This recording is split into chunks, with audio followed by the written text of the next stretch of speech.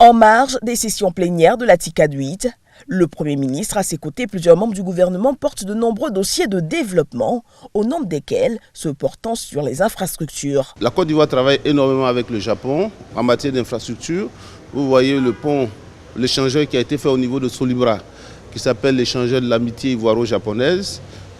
On a fait la première phase qui a coûté autour de 25 milliards, qui est un don du gouvernement japonais. La deuxième phase est en cours, à peu près de 25 milliards. Donc c'est un projet qui fait environ 50 milliards. Sur le Mitterrand, aujourd'hui vous voyez tous les problèmes de congestion que nous avons à Abidjan. Donc le Japon a décidé, après les autres TICAD, d'accompagner la Côte d'Ivoire pour construire 3 importants échangeurs. Un à l'école de police, un autre au niveau de la Riviera 3 et un autre au niveau de la Palmeraie.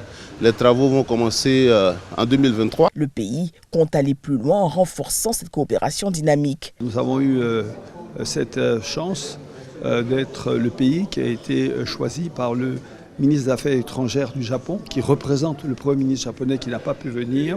Nous avons été donc honorés d'être reçus pour déjeuner avec eux ce jour d'ouverture afin d'échanger avec nous sur les questions liées à nos partenariats bilatéraux. Ça a été donc un déjeuner extrêmement enrichissant qui a traité de tous les sujets qui vont aussi bien des sujets de diplomatie, des sujets de sécurité, des sujets de relations économiques bilatérales.